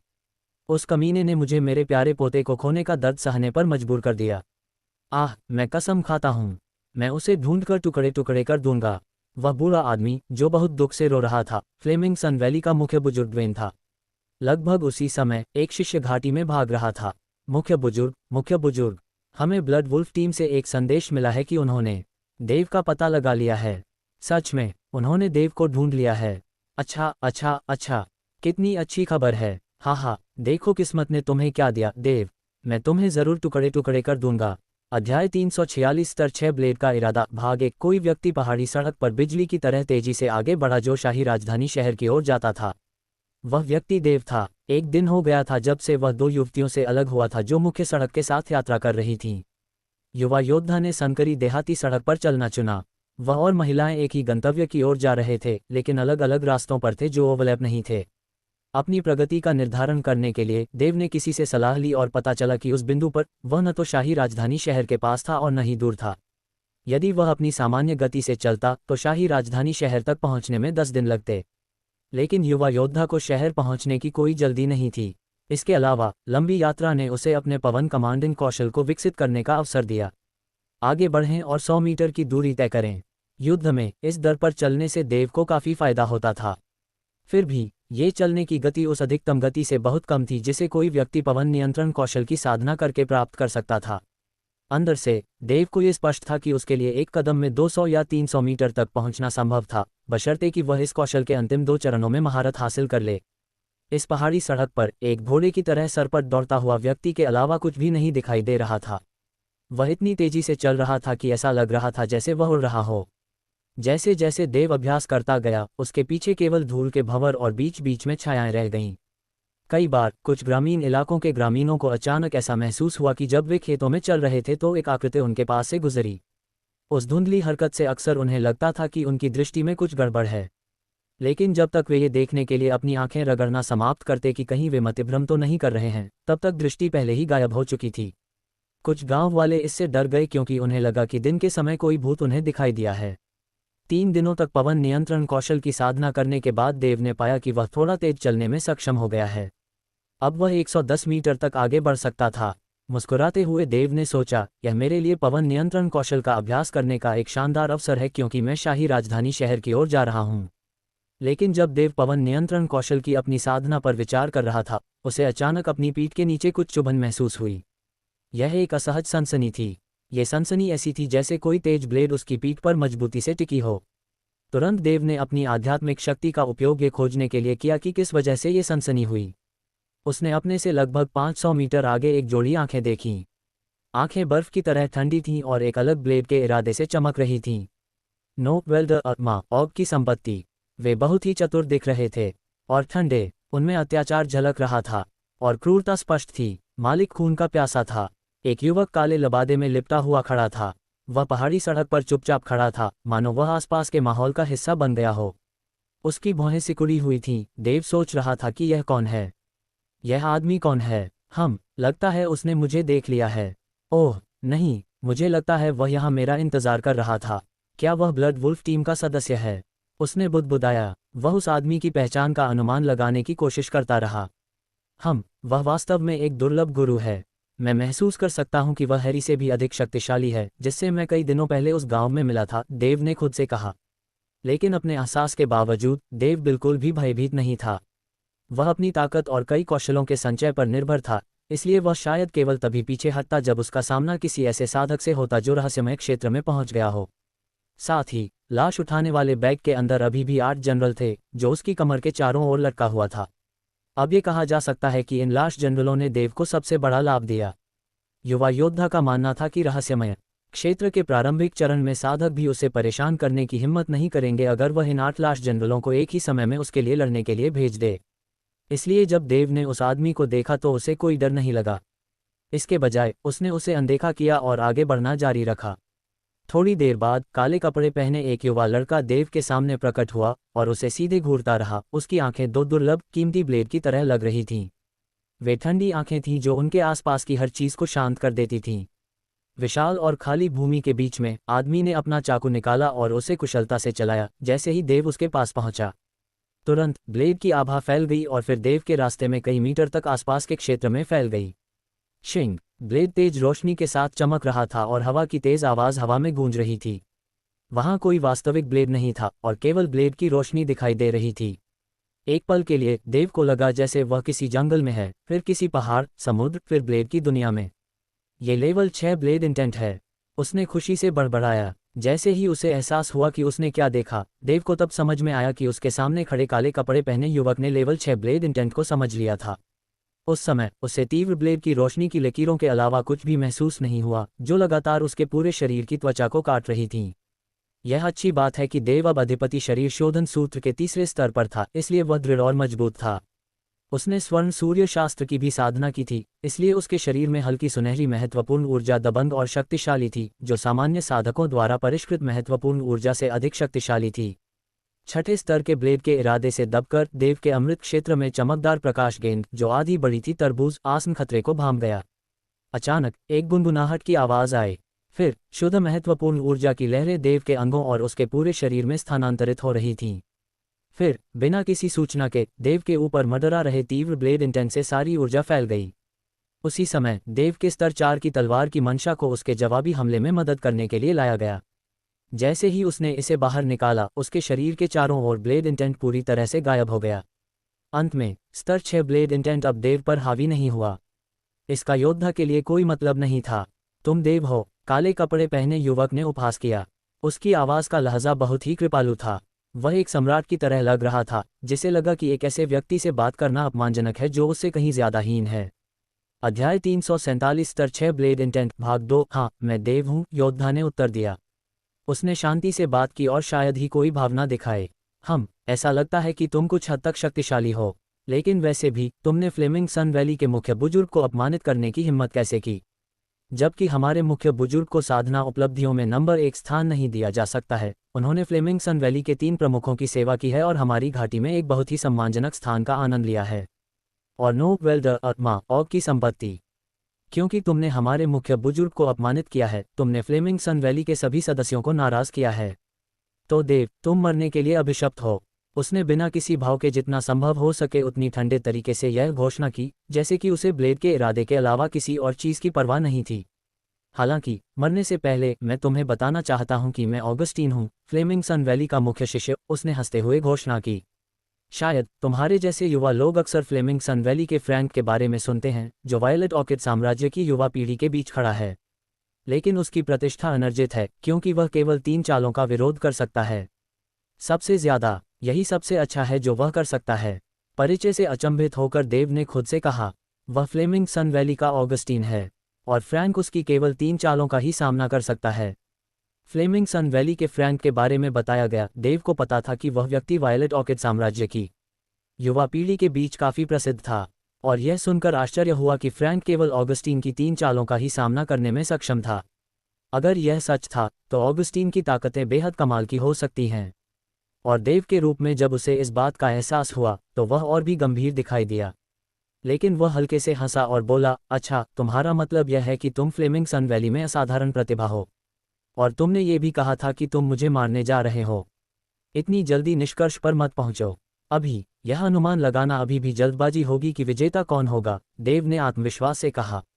निश्चित रूप से वह सिर्फ इसलिए नहीं घबराएगा या डर नहीं दिखाएगा क्योंकि उसका प्रतिद्वंद्वी थोड़ा शक्तिशाली था। ओह देव, तुम अभी भी इतने आशावादी हो। आखिर तुम्हें इतना आत्मविश्वास किस बात ने दिया? या तुम्हें वाकई विश्वास था कि तुम मेरी तलवार से बच सकते हो? ऑगस्टीन ने मजाक उड़ाया। उसकी भौहें ऊपर उठी हुई थीं और उसकी तलवार की चमक उसकी आंखों में चुभ रही थी। ऑगस्टीन ने देव को घूर कर देखा। इस बार थोड़ा हंसने की बारी देव की थी। ऑगस्टीन, क्या तुम्हें नहीं लगता कि इस तरह बड़बड़ाना समय की बर्बादी है? चाहे तुम अपने शब्दों को कितना भी विश्वसनीय बना लो, इसका मतलब यह नहीं है कि तुम वाकई चीजें कर सकते हो। हम दोनों में से कौन जीत सकता है, यह अभी भी अज्ञात है, देव ने अपने दुश्मन की ओर देखते हुए कहा। ओह, और तुमने मुझे इस तरह से अपमानित करने की हिम्मत की। अच्छा, ये बहुत अच्छा है। मैं तुम्हारे महान साहस के लिए तुम्हारी थोड़ी प्रशंसा करने आया हूँ। अब चलो लड़ाई शुरू करते हैं और देखते हैं कि अंत में कौन जीतता है। सावधान रहना, मैं अब अपना पहला कदम उठाने जा रहा हूँ, उसने घोषणा की। अपने हाथों को फैलाते हुए ऑगस्टीन ने अपनी धमकी को पूरा किया। उसकी कमर के चारों ओर लटकी स्टील की ब्लेड अपने आप ही खुल गई और उसके एक हाथ पर गिर गई, जैसे कि वह जीवित हो।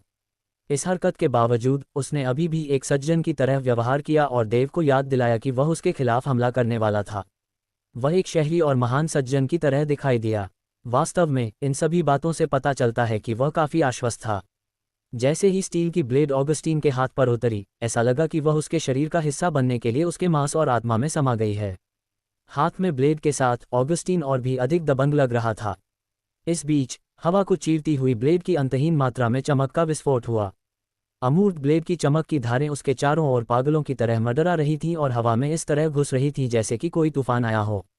वूश! ऑगस्टीन ने अपना चाकू चलाते हुए तीव्र ब्लेड की चमक की आवाज़ हवा में गूंज उठी।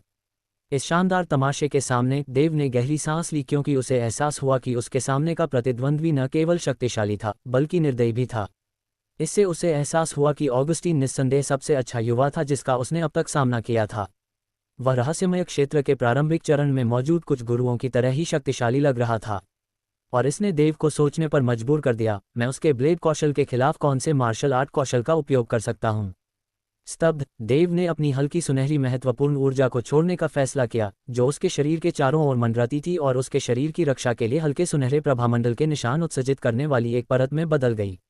उसी समय उसने अपने प्रतिद्वंद्वी पर पलटवार करने के तरीके के बारे में अपने दिमाग को खपाया। ठीक उसी क्षण देव द्वारा महारत हासिल हर मार्शल आर्ट कौशल दिमाग में आ गया। पवन कमांडिंग कौशल, आध्यात्मिक भावना उड़ान सुई, ग्रैंड पैगोडा समन कौशल, अधिपति शरीर शोधन सूत्र, जुड़वां छाया ब्लेड, भ्रामक तलवारबाजी। योद्धा के लिए इनमें से हर एक कौशल छेद में एक इक्का था। हालांकि देव ने फैसला किया कि इनमें से किसी भी मार्शल आर्ट कौशल के साथ ऑगस्टीन के स्तर 6 ब्लेड इरादे के खिलाफ लड़ना उसके लिए असंभव लग रहा था। उसके पास उन सभी को एक साथ इस्तेमाल करने की कोशिश करने के अलावा कोई विकल्प नहीं था। बेशक आध्यात्मिक भावना उड़ान सुई अनिवार्य रूप से उनकी पहली पसंद थी। चूंकि देव ने स्तर 4 तलवार इरादे की खेती की थी, इसलिए वह अच्छी तरह से जानता था कि इरादा एक साधक की आत्मा में मौजूद था और सेनानियों को अपनी आत्माओं के साथ इरादे को समझना था। आध्यात्मिक भावना उड़ान सुई विशेष रूप से साधकों की आत्मा सागर, आध्यात्मिक आत्माओं और अन्य आत्माओं पर हमला करने के लिए थी। कुछ सोचने के बाद देव ने निष्कर्ष निकाला कि वह निश्चित रूप से ऑगस्टीन के ब्लेड इरादे को कमजोर करने में सक्षम होगा, जैसे ही वह अपने स्तर 6 ब्लेड इरादे का उपयोग करता है, आध्यात्मिक भावना उड़ान सुइयों के साथ अपने आत्मा सागर पर अप्रत्याशित रूप से हमला करता है। इस तरह ऑगस्टीन के लिए लड़ने का एकमात्र संभव तरीका अपने स्तर 5 या यहाँ तक कि स्तर 4 ब्लेड इरादे का उपयोग करना था। तलवार इरादे के मामले में ये देव को ऑगस्टीन के बराबर रखता है। फिर देव ऑगस्टीन के स्तर 6 ब्लेड इरादे के नियंत्रण में नहीं होगा। अधिक विचार करने के बाद देव ने अचानक सोचा कि अपने प्रतिद्वंद्वी से कैसे लड़ें और आत्मविश्वास हासिल करें। यह इस क्षण था कि ऑगस्टीन अचानक उड़ गया और उसका स्टील ब्लेड फड़फड़ाया। कार्रवाई ने देव को चौंका दिया। अचानक उसने बहुत तेज धमाकेदार आवाज़ सुनी। यह ऑगस्टीन के स्टील ब्लेड से निकलने वाली गरजती हुई रोशनी की एक लकीर से आ रही थी। रोशनी की लकीर बहुत तेजी से और हिंसक रूप से बहुत जोर से चमकी, हवा में इस तरह से कटी जैसे बांस और घास काट रही हो। अध्याय 348 ऑगस्टीन की हत्या। शाही राजधानी शहर के रास्ते में देव ने अचानक खुद को ऑगस्टीन के सामने पाया, जो फ्लेमिंग सन वैली का एक मुख्य शिष्य था। ऑगस्टीन ने पहले ही लेवल 6 की तलवार की मंशा सीख ली थी। साथ ही ऑगस्टीन ने अपने ब्लेड इंटेंट के लिए जिस महत्वपूर्ण ऊर्जा का इस्तेमाल किया, उससे देव को एहसास हुआ कि उसके प्रतिद्वंद्वी का साधना आधार पृथ्वी क्षेत्र के प्रीमियम चरण में था। ये बहुत बड़ी परेशानी नहीं होने वाली थी, क्योंकि देव भी उसी चरण में था। ऑगस्टीन देव के सामने शांत और संयमित था और ऐसा लग रहा था कि देव का असफल होना तय है। कुछ मिनट एक दूसरे को देखने के बाद ऑगस्टीन ने देव को धमकी दी, तुम कमीने, मैं ब्लेड आभा का उपयोग करके तुम्हें टुकड़ों में काट दूंगा। ब्लेड आभा ने ब्लेड की आत्मा की पूरी तरह से नकल की और यह एक शक्तिशाली और भव्य उपकरण था। इसे चकमा देना आसान नहीं था। फिज फिज फिज फिज। हर बार जब आभा यात्रा करती थी तो उसके तीखे ब्लेड इंटेंट से आसपास की हवा टुकड़ों में कट जाती थी और दर्द में किसी के रोने जैसी आवाज़ सुनाई देती थी। पहाड़ के रास्ते पर मृत पड़े पत्तों को अदृश्य ब्लेड के साथ आने वाली भयंकर हवा ने उड़ा दिया और चूर्ण चूर्ण धूल में बदल दिया। बड़ी बड़ी झाड़ियां भी टुकड़ों में कट गईं। शूप! आभा सीधे देव की ओर बढ़ी। ये बहुत तेज गति से उड़ रही थी और ऐसा लग रहा था कि यह अपने रास्ते में आने वाले सभी लोगों को मार डालना चाहती थी। हाँ, देव, मुझे तुम्हें मारने के लिए लेवल 6 ब्लेड इंटेंट का उपयोग करने की भी आवश्यकता नहीं है। मैं जो कर रहा हूँ उसमें मेरी 2/3 से भी कम ऊर्जा खर्च हो रही है। अगर मैंने लेवल 4 मंत्र का भी उपयोग किया होता तो तुम मर चुके होते। ऑगस्टीन जोर से हंसा। हालांकि एक बार असली लड़ाई शुरू होने के बाद उसकी आंखें पागलपन से भर गईं और उसकी सांसें तेज होने लगीं। वास्तव में समय के साथ उसकी चिंता बढ़ती गई और उसे सांस लेने के लिए हौंफना पड़ा। हाँ, देव एक पल के लिए स्तब्ध रह गया। नोवल ड्रामा ऑग से वह देख सकता था कि ऑगस्टीन लड़ाई के लिए पागल था और उसके खिलाफ खड़ा होना मुश्किल होने वाला था क्योंकि उसका पसंदीदा शगल अपने कौशल का अभ्यास करना था। साथ ही उसकी ताकत स्पष्ट रूप से असाधारण थी। हालांकि देव अभ्यास के लिए भी पागल था, है न? इसके अलावा ब्लेड ऑरा ऑगस्टीन एक लेवल 4 ब्लेड इंटेंट को छोड़ रहा था और अपनी पूरी ताकत से नहीं। देव ने फैसला किया कि उसकी तलवार के इरादे का इस्तेमाल इस ऑरा के खिलाफ किया जा सकता है। बिना किसी हिचकिचाहट के उसने उसी क्षण अपनी तलवार खींच ली जब उसके प्रतिद्वंद्वी का लेवल 4 ब्लेड इंटेंट दिखाई दिया। उसकी बेहतरीन तलवार इतनी तेजी से खींची गई कि उसे देखा भी नहीं जा सकता था। यह एक तीखी तलवार की आभा से घिरा हुआ था जो ब्लेड की आभा से टकराई जैसे कोई उल्का आकाश को चीर रहा हो। धमाका धमाका धमाका। वह स्थान जहां ब्लेड और तलवार की आभा एक दूसरे से टकराई फट गया। प्राण ऊर्जा बह निकली और मशरूम के बादल लगातार दिखाई दिए। आह, कमाल है! आप तलवारबाजी के अभ्यासी हैं और आप लेवल 4 ब्लेड इंटेंट जानते हैं। और ओ देखो, आपके पास एक बेहतरीन तलवार है जिसने आपकी आभा की ताकत को बढ़ा दिया है। मुझे आपको कम नहीं आंकना चाहिए था। अब मैं समझ गया हूँ। आप पृथ्वी क्षेत्र के प्रीमियम चरण में पहुंच चुके हैं और लेवल 4 ब्लेड इंटेंट जानते हैं। आप वास्तव में एक प्रतिभावान देव हैं। मैं यहाँ तक कहूँगा कि आप फ्लेमिंग सन वैली के फ्रैंक के करीब हैं। लेकिन यह आपके लिए अफसोस की बात है कि मैं लेवल 6 ब्लेड इंटेंट जानता हूँ। मैं आपको आसानी से हरा सकता हूँ। और चूंकि मेरे पास बिल्ली और चूहे का खेल खेलने में बर्बाद करने का समय नहीं है, इसलिए मैं अब आपको मारने जा रहा हूँ। जैसे जैसे वह बात करता गया, ऑगस्टीन की ताकत बढ़ती जा रही थी। उसकी आंखें ब्लेड की आभा से भरी हुई थीं और एक भयावह चमक के साथ चमक रही थीं। अगले ही पल पाओ पाओ पाओ पाओ, ऑगस्टीन से प्रकाश की कई किरणें निकलीं और आसपास की हवा लाखों छोटे छोटे टुकड़ों में कट गई। धीरे धीरे ब्लेड की तेज चमक फैलने लगी। ऑगस्टीन के पैरों के पास पड़ी पत्तियां कई अमूर्त तलवारों से कटी हुई लग रही थीं। एक को 2 में काटा गया, 2 को 4 में, और अंत में वे धूल में बदल गईं। देव को एहसास हुआ कि ऑगस्टीन ऊर्जा जमा कर रहा था और वह इसके इकट्ठा होने का इंतजार कर रहा था ताकि वह सबसे शक्तिशाली शॉट मार सके। बस वह कितना शक्तिशाली था यह उसे अभी तक नहीं पता था। एक अभ्यासी को ब्लेड इंटेंट का जितना उच्च स्तर पता होगा, वह उतना ही शक्तिशाली हमला कर सकता है। देव का स्तर 4 ब्लेड इंटेंट ऑगस्टीन के स्तर 6 ब्लेड इंटेंट के खिलाफ लड़ने में सक्षम नहीं होगा। हा, तुम क्या कहते हो? क्या मुझे तुम्हें कुत्ते की तरह मारना चाहिए या चींटी की तरह? तुम्हारे जैसे प्रतिद्वंद्वी को खोना वाकई दुख की बात है। इतनी कम उम्र में ही तुम लेवल 4 की तलवार की मंशा समझ चुके हो। तुम्हें जीनियस कहा जा सकता है। अगर तुम्हारे पास और समय होता तो तुम निश्चित रूप से और मजबूत होते। और मुझे तुमसे लड़ने का कोई पछतावा नहीं है। ये कितनी शर्म की बात है कि तुमने फ्लेमिंग सन वैली के मुख्य बुजुर्ग को नाराज किया। तुम अब इसके लायक हो। ऑगस्टीन बहुत बोल रहा था मानो देव उसके आखिरी शब्द सुन रहा हो। साथ ही वह ऊर्जा भी जमा कर रहा था। अंत में भनभनाहट, ऑगस्टीन का स्टील ब्लेड अचानक थोड़ा कांप उठा मानो वह पक गया हो। ये समय था। देवदेव को स्पष्ट रूप से पता था कि यह क्षण ऑगस्टीन के लिए लेवल 6 ब्लेड इंटेंट को पूरा करने के लिए महत्वपूर्ण था और यह उसके छिपकर हमला करने के लिए सबसे अच्छा अवसर था।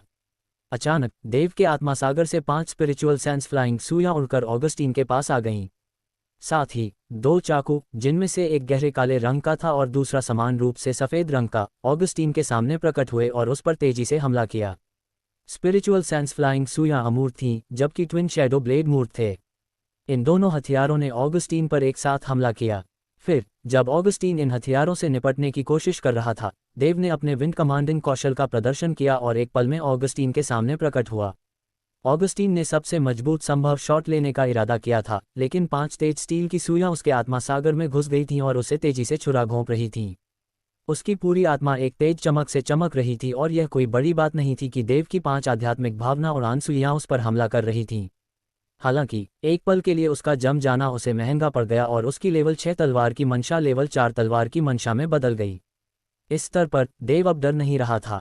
एक चीख के साथ लगभग 8000 पाउंड वजन का एक विशाल बल फट गया और देव की मुट्ठी में केंद्रित हो गया। आह नहीं! भले ही ऑगस्टीन ने 5 आध्यात्मिक भावना और आंसुओं का सामना किया था, लेकिन उसे निराशा हुई कि एक उन्मत्त शक्ति उसकी छाती पर वार कर रही थी। उसने अपना पूरा जीवन ब्लेड सिद्धांत का अध्ययन करने में बिताया था। वह ब्लेड इरादों का अभ्यास करने के लिए समर्पित था जो एक ही कदम में विरोधियों को मार सकता था। हालांकि वह शारीरिक गति कौशल में खराब था और शारीरिक हमलों से बच नहीं सकता था। धमाका! एक शक्तिशाली मुक्का उसकी छाती पर लगा। Crack crack! ऑगस्टीन की पूरी पसलियां टूट गईं और 12 जोड़ी हड्डियां बाहर गिर गईं, सभी टुकड़े टुकड़े हो गईं। फिर उसका शरीर नीचे गिर गया, एक नम जुर्राब की तरह लचीला। भले ही वह मर चुका था, फिर भी उसकी आंखें देव को घूर रही थीं, सवालों, शिकायतों और आक्रोश से भरी हुई। उसे कभी समझ नहीं आया कि देव उसके लेवल 6 ब्लेड इंटेंट को कैसे बर्बाद कर सकता है, जब तक कि वह मर नहीं गया। ऑगस्टीन पृथ्वी क्षेत्र के प्रीमियम चरण में था। उसकी आध्यात्मिक भावना शक्ति कभी अस्तित्व में नहीं आई।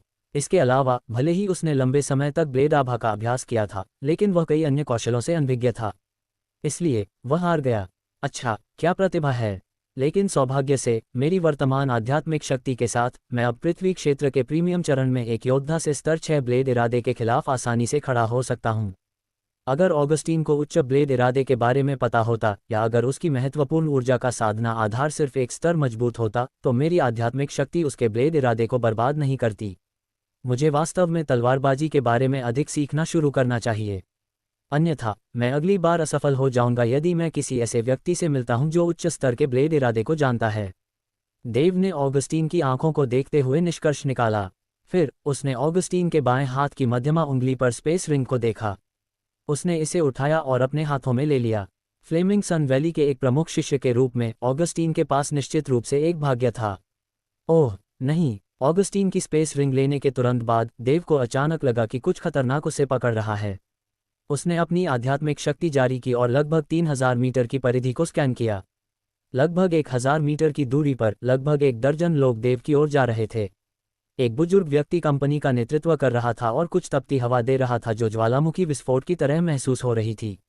वह जहां से गुजरा, हवा में मौजूद सारा पानी वाष्पित हो गया। एक मध्यम आयु वर्ग का व्यक्ति भी था जो एक गहरी आभा से घिरा हुआ था और उसकी आंखों में क्रूरता और धोखे भरे थे। Dwayne Abbott. अध्याय 349। शाही राजधानी शहर में पहुंचा देव को अचानक एहसास हुआ कि फ्लेमिंग सन वैली के ड्वेन और ब्लड वुल्फ टीम के एबॉट दोनों उसके लिए यहां आए थे। ड्वेन पहले ही रहस्यमय क्षेत्र के प्रीमियम चरण में पहुंच चुका था। देव को स्पष्ट था कि उसके पास ड्वेन और एबॉट के खिलाफ जीतने का कोई मौका नहीं है। उसका एकमात्र विकल्प जितनी जल्दी हो सके छोड़ना था। देव से लगभग 1000 मीटर दूर एक जगह पर। एबॉट, क्या तुम्हें यकीन है कि देव इसी दिशा में गया था? हम पिछले कुछ दिनों से उसका पीछा कर रहे हैं, लेकिन वह अभी भी कहीं नहीं दिख रहा है, ड्वेन ने उत्सुकता से कहा। बड़े ड्वेन, मुझे यकीन है कि वह इसी रास्ते से गया था। मैंने उसे खोजने के लिए सैकड़ों आत्मा पीछा करने वाले चूहे भेजे हैं और उन सभी को सी विलेज में देव की गंध मिली, जिससे पता चलता है कि वह कुछ समय के लिए वहां रहा होगा। आत्मा पीछा करने वाले चूहे ब्लड वुल्फ टीम का गुप्त हथियार हैं। वे हमारे लिए अद्वितीय हैं और वे यहाँ तक कि बहुत ही खतरनाक भी हैं। जब लक्ष्यों को सूंघने की बात आती है तो ये शिकारी कुत्तों से बेहतर होते हैं। मुझे पूरा यकीन है कि मेरे आत्मा का पीछा करने वाले चूहे हमें देव तक ले जाएंगे। इसके अलावा वह इस ऊबड़ खाबड़ पहाड़ी रास्ते से गुजरा होगा, एबॉट ने आत्मविश्वास से कहा। अचानक ड्वेन ठिठक गया, जैसे उसने दूर से आती एक महत्वपूर्ण आवाज सुनी हो। आप सही हैं, एबॉट, आपके आत्मा का पीछा करने वाले चूहे अद्भुत हैं। मेरी आध्यात्मिक भावना ने अभी देव को ढूंढ लिया है। अभी वह हमसे लगभग 1000 मीटर दूर भाग रहा है। जब एबॉट ने ड्वेन के शब्द सुने तो उसके चेहरे पर मुस्कान आ गई। क्या आपको यकीन है? ऐसा लगता है कि एल्डर ड्वेन की आध्यात्मिक भावना मुझसे बेहतर है और उन्होंने मुझसे पहले देव को ढूंढ लिया। जरा रुकिए, मैं अपनी आत्मा का पीछा करने वाले चूहों से संपर्क करने जा रहा हूं। इन शब्दों के साथ एबॉट ने अपनी आंखें बंद कर लीं और अपने चूहों से मानसिक रूप से संवाद करने लगा। अचानक उसकी आंखें खुल गईं, जो उत्साह से भर गईं। तुम सही हो, ये देव की परछाई है। मेरे पास 5 आत्मा का पीछा करने वाले चूहे हैं जो उसका पीछा कर रहे हैं। मैंने उन्हें आदेश दिया है कि वे उसे कभी नज़रअंदाज न करें। एबॉट, तुम बॉस हो, चलो उस पर चढ़ते हैं और उसे मार देते हैं, इससे पहले कि वह जान भी ले कि क्या हो रहा है। मैं अपने बेटे का बदला लेने जा रहा हूँ। सामग्री सर्वाधिकार कॉपीराइट 2024 नोवेल रिम ऑग है। लेकिन याद रखना, हमें बहुत चुप रहना होगा। देव बहुत चालाक है और उसने किसी तरह पंखों की एक जोड़ी हासिल कर ली है। अगर उसे पता चलता है कि हम उसके पीछे आ रहे हैं तो वह इसका इस्तेमाल जितनी जल्दी हो सके भागने के लिए करेगा। पिछली बार जिस तरह से देव सन माउंटेन से भागा था उसे याद करते हुए ड्वेन ने भौहें सिकुड़ी। तुम सही हो, चलो उस पर चुपके से चढ़ते हैं और उसे एक आश्चर्यजनक हमला देते हैं। फिर हम उसके पंखों से निपट लेंगे। एबॉट ने सहमति में सिर हिलाया। रहस्यमय क्षेत्र के 2 योद्धा आकाश में कूद गए और पक्षियों की तरह देव की ओर उड़ गए। रहस्यमय क्षेत्र के योद्धाओं ने अपनी समृद्ध जीवन शक्ति का उपयोग हवा में तेजी से उड़ने के लिए किया। हालांकि वे असली पक्षियों की तरह लचीले ढंग से नहीं उड़ सकते थे, फिर भी उन्हें जमीन पर दौड़ने वाले नियमित योद्धाओं पर एक महत्वपूर्ण लाभ था। हालांकि देव ने पहले ही उन 2 योद्धाओं की हरकतों को भांप लिया था और समझ गया था कि वह उनका लक्ष्य था। एक बात जो वह निश्चित रूप से जानता था वह ये थी कि वह उन 2 सक्षम योद्धाओं से एक ही समय में नहीं लड़ना चाहता था। इसलिए उसने अपने पवन कमांडिंग कौशल का उपयोग किया और सर पर दौड़ते घोड़े की तरह तेजी से भागना शुरू कर दिया। उस कमीने को कुछ महसूस हो गया है। वह अचानक भाग रहा है। क्या उसे एहसास हो गया है कि हम उसका पीछा कर रहे हैं? एबॉट चिल्लाया। अभी दोनों योद्धा देव से सिर्फ 800 मीटर की दूरी पर थे। इस दूरी से एबॉट की आध्यात्मिक भावना देव के शरीर और उसकी गंध को महसूस कर सकती थी।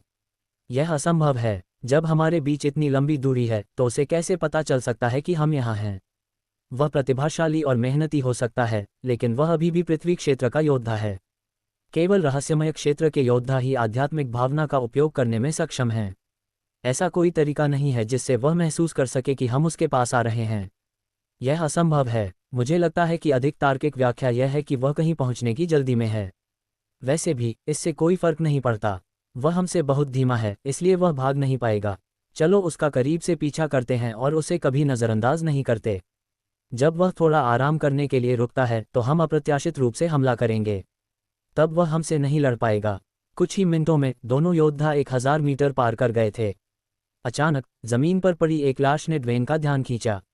ऑगस्टीन, उसे क्या हुआ? उसे किसने मारा? फ्लेमिंग सन वैली के सबसे प्रतिभाशाली शिष्य की हत्या किसने की और उसे एक सुदूर सड़क पर छोड़ दिया?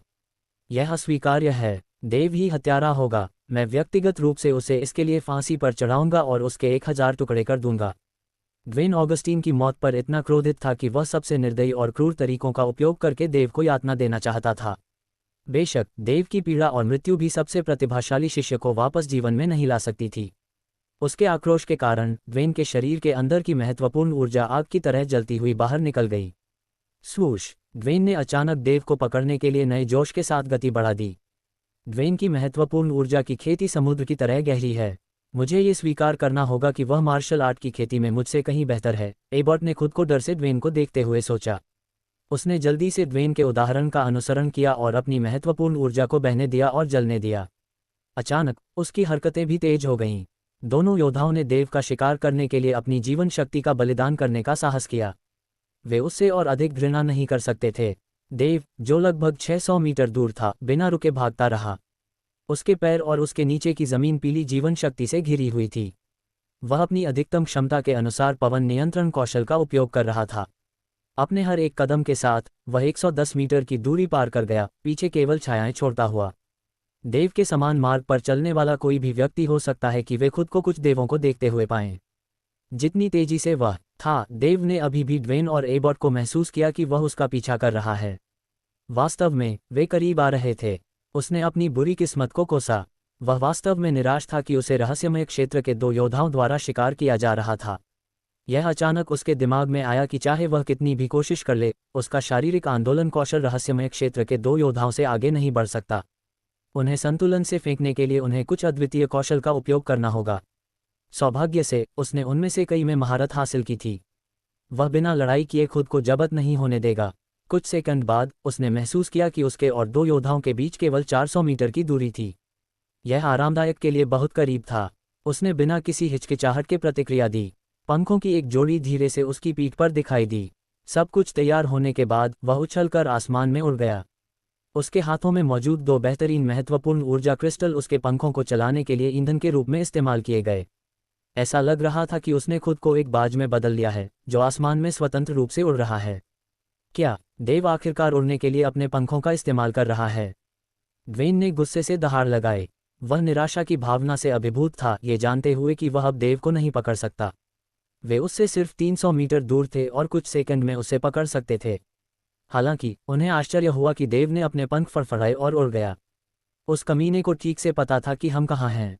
ये कैसे संभव है? क्या उसने आध्यात्मिक ज्ञान का अभ्यास किया है? एबॉट को एक ही समय में उलझन और गुस्सा महसूस हुआ। रहस्यमय क्षेत्र के 2 योद्धाओं ने उड़ना बंद कर दिया। अब देव का पीछा करने का कोई मतलब नहीं था। वे कभी भी देव की गति के साथ नहीं रह पाएंगे। उनके पास पंखों के अलावा कोई विकल्प नहीं था। वह घृणित है। वह एक बार फिर हमसे बच निकला है। अपनी असफलता पर ड्वेन का चेहरा गुस्से से लाल हो गया। वह अपने रास्ते में आने वाले किसी भी व्यक्ति को मुक्का मार सकता था। बड़े ड्वेन, ऐसा लगता है कि देव को इस तरह से नहीं पकड़ा जा सकता। वह बहुत चालाक है और उसके पास हमसे बच निकलने के कई तरीके हैं। हमें कुछ और करना चाहिए, एबॉट ने कहा। जल्दी से शांत होकर वह स्थिति को संभालने का तरीका सोचने लगा। कुछ और, तुम्हारे मन में क्या है? मुझे प्रेरित करो। ड्वेन उलझन में था। अभी तक हम देव के बारे में मुश्किल से कुछ जानते हैं। वह सूर्य संप्रदाय के बाहरी शिष्यों में से एक है, लेकिन उसके परिवार, उसके माता पिता, भाइयों, बहनों और दोस्तों के बारे में क्या? हम उनके बारे में कुछ नहीं जानते। हमें सूर्य संप्रदाय से परिचित किसी व्यक्ति को गुप्त रूप से उसकी पृष्ठभूमि की जांच करने के लिए भेजना चाहिए। उसके कुछ रिश्तेदार या दोस्त होने चाहिए जिन्हें हम चारा के रूप में इस्तेमाल कर सकते हैं। हम उन्हें पकड़ सकते हैं और उसे बता सकते हैं कि उसके रिश्तेदार और दोस्त खतरे में हैं। फिर वह हमारे सामने खुद ही आ जाएगा। हमें उसका पीछा करने की कोई ज़रूरत नहीं होगी, एबॉट ने धीरे से कहा। वह अपने दिमाग में जल्दी से सब कुछ योजना बना रहा था। यह एक कोशिश के लायक है। देव ने मेरे बेटे की हत्या कर दी। मैं चाहता हूं कि उसे किसी ऐसे व्यक्ति को खोने का दुख महसूस हो जिसे वह बहुत प्यार करता है। वैसे आपके शब्दों ने मुझे एक महत्वपूर्ण बात याद दिला दी। देव ने सन माउंटेन छोड़ने से पहले सेक्ट लीडर थियोन से इवान और हर्बर्ट की रक्षा करने के लिए कहा। मुझे लगता है कि देव को उनकी बहुत परवाह है। हम अपने आदमियों से उन्हें गिरफ्तार करवा सकते हैं और देव को इस बारे में बता सकते हैं। फिर वह हमारे सामने खड़ा होगा और हमसे भिड़ेगा। ड्वेन ने ठहाका लगाया। उन्हें आखिरकार बहुत ज़्यादा प्रयास किए बिना देव को पकड़ने का एक तरीका मिल गया था। देव, जो इस बात से अनजान था कि ड्वेन और एबॉट क्या साजिश रच रहे थे, ने अपने पंख फड़फड़ाए और शाही राजधानी शहर की ओर उड़ गया। उसने अपने स्पेस रिंग के अंदर बड़ी मात्रा में बेहतर महत्वपूर्ण ऊर्जा क्रिस्टल जमा कर रखे थे, इसलिए उसे उन क्रिस्टल के उपभोग के बारे में चिंता करने की ज़रूरत नहीं थी। राजधानी की ओर जाते समय उसने कई बार क्रिस्टल बदले, इस प्रक्रिया में दर्जनों क्रिस्टल खा लिए। अंत में उसने खुद को शाही राजधानी शहर की दीवारों को देखते हुए पाया। जहां तक वह देख सकता था वहां तक भयानक दीवारें फैली हुई थीं। उसने पहले कभी ऐसी भव्य और शानदार दीवारें नहीं देखी थीं। दीवारों पर झंडे लहरा रहे थे और हर एक पर कुछ प्राचीन शब्द लिखे हुए थे। भव्य शाही राजधानी शहर। शहर के चारों ओर कई 100 मीटर चौड़ी और 10,000 मीटर लंबी खाई थी। खाई के ऊपर कई पुल थे जिनके जरिए लोग शहर में आ जा सकते थे। तो मैं आखिरकार शाही राजधानी शहर देख पाया।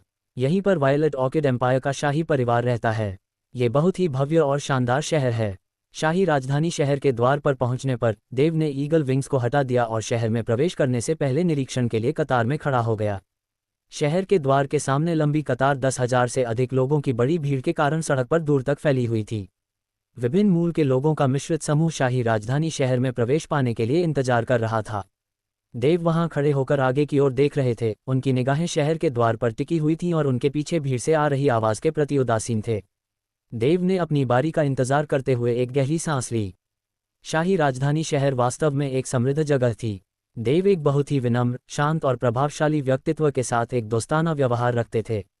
उन्होंने अपने स्वयं के साधना आधार को अधिकांश समय जादू या आभा परिवर्तन कौशल के साथ छिपाया। इसलिए वे अपने शरीर के अंदर किसी भी महत्वपूर्ण ऊर्जा के बिना एक साधारण व्यक्ति प्रतीत होते थे। यहाँ तक कि निरीक्षण करने वाले सैनिक भी उनके छिपे हुए कौशल पर संदेह नहीं कर सकते थे। उन्होंने उस पर एक नज़र डाली और उसे शहर के द्वार से गुजरने दिया। जैसे ही देव ने शाही राजधानी शहर के अंदर अपना पहला कदम रखा, ठंडी हवा उसके चेहरे पर लगी। उसने अपनी आंखें बंद की, एक गहरी सांस ली और एक बार फिर अपनी आंखें खोलीं। उनमें संतोष की चिंगारी और चेहरे पर एक उज्ज्वल मुस्कान थी। जाहिर है वह उत्साहित महसूस कर रहा था। वह जानता था कि शाही राजधानी शहर वायलेट ऑर्किड साम्राज्य का केंद्र और सबसे समृद्ध स्थान था। वायलेट ऑर्किड साम्राज्य में निर्णायक शक्ति शक्तिशाली लोगों के हाथों में थी। यह एक ऐसी जगह थी जहां ताकत को अधिकतम महत्व दिया जाता था। कोई व्यक्ति महान है या नहीं, यह उसकी अपनी ताकत पर निर्भर करता था। दूसरे शब्दों में, शाही राजधानी शहर, जहां वफादार परिवार रहता था, साम्राज्य का मार्शल आर्ट केंद्र था। शाही राजधानी शहर कई शक्तिशाली साधकों का घर था, जिनके पास साम्राज्य के शीर्ष 5 संप्रदायों को नियंत्रित करने की क्षमता थी। राजपरिवार के पास जो कुछ था वह सभी संप्रदायों से कहीं बढ़कर था। उनके पास लोगों की कल्पना से कहीं आगे के कई संसाधन थे। इसलिए वे रहस्यमय क्षेत्र में बहुत से शक्तिशाली साधकों को रख सकते थे। देव शाही राजधानी शहर की सड़क पर आराम से चले और जब उन्होंने देखा कि शहर कितना समृद्ध था तो उन्होंने आह भरी। वह अपने आसपास जो वैभव देख सकते थे उस पर आश्चर्यचकित थे।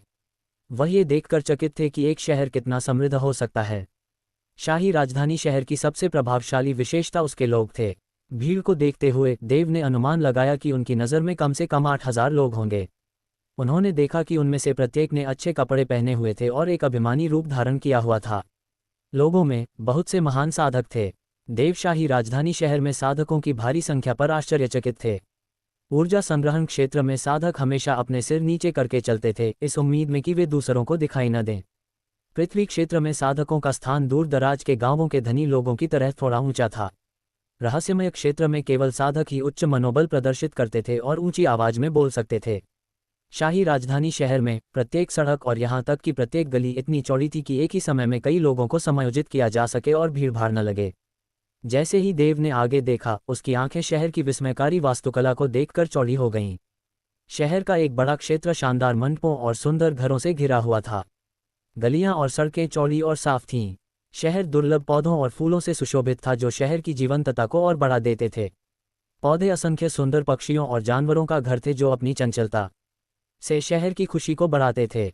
एक प्रांतीय स्थान से आने वाले देवशाही राजधानी शहर की गलियों में चले और उन्हें लगा कि उनका सपना सच हो रहा है। उन्हें ऐसा भी लगा जैसे वे किसी परिलोक में चले गए हों। चाहे वे अपने आसपास कितना भी देखें, उन्हें इससे संतुष्टि नहीं मिल पाती थी। उसने देखा कि कुछ साधक पालतू बार ड्रैगन घोड़ों पर सवार होकर सड़कों पर घूम रहे थे, जो अपनी चाल और उच्च मनोबल से साथी राहगीरों का ध्यान आकर्षित कर रहे थे। और फिर वहां देव ने विस्मय से देखा कि साधक दूसरे या तीसरे स्तर के कुछ शैतानी जानवरों पर सवार होकर सड़क पर घूम रहे थे। सुंदर और समृद्ध शाही राजधानी शहर में सुंदर झीलें थीं जो स्वदेशी रूप से बिखरी हुई थीं। शहर की भव्यता में चार चांद लगाने वाली कुछ शानदार नावें और स्पीड बोट्स भी शामिल थीं। देव ने कुछ लेखकों और कवियों को कविताएं पढ़ते और कलाकारों को चित्र बनाते देखा। उन सभी के चेहरे पर एक बहुत ही परिष्कृत और महान भाव था। लड़कियां गीत गा रही थीं और तरह तरह के वाद्य बजा रही थीं। झीलों के उस पार से भी अद्भुत संगीत की आवाज आ रही थी। हवा में उनके लाल और दूसरे श्रृंगार की विदेशी खुशबू के निशान थे। शाही राजधानी शहर में इतना कुछ था कि शब्दों में इसकी भव्यता का वर्णन करना मुश्किल होगा। ऐसा लगता है कि यहाँ रहने वाले लोगों की तुलना में मैंने कुछ भी अनुभव नहीं किया है। इतने सालों तक सन माउंटेन में रहने के कारण मैंने कभी इतना बड़ा और वैभव से भरा शहर नहीं देखा। यहाँ इतनी सारी नई चीज़ें हैं जो मुझे उनके बारे में और जानने के लिए उत्सुक बनाती हैं। देव ने गहरी सांस लेते हुए आत्मनिरीक्षण किया। जब से देव इस शहर में आया है, वह अच्छे मूड में है और बहुत विस्मय और आश्चर्य के साथ शहर की खोज का आनंद ले रहा है। 1 घंटे से ज़्यादा समय तक इधर उधर घूमने के बाद देव झील के पास एक रेस्टोरेंट में घुसा। उसने कुछ खाने का ऑर्डर दिया और खुद ही खाने का मज़ा लेने लगा। लंबी यात्रा के बाद ये पहली बार था जब उसे आराम करने का मौका मिला था। इस रेस्टोरेंट में ज़्यादातर मेहमान साधक थे। उनमें से ज़्यादातर साधक मार्शल आर्टिस्ट समुदाय से थे और वे मार्शल आर्ट के क्षेत्र में अलग अलग तकनीकों के बारे में विशद भावों के साथ बात कर रहे थे। ये साधक आसपास के माहौल और लोगों से बेखबर थे क्योंकि वे अपनी रुचि के विषय पर चर्चा करने में मशगूल थे। नोवेल ड्रामा और कॉपीराइट सर्वाधिकार कॉपीराइट सामग्री।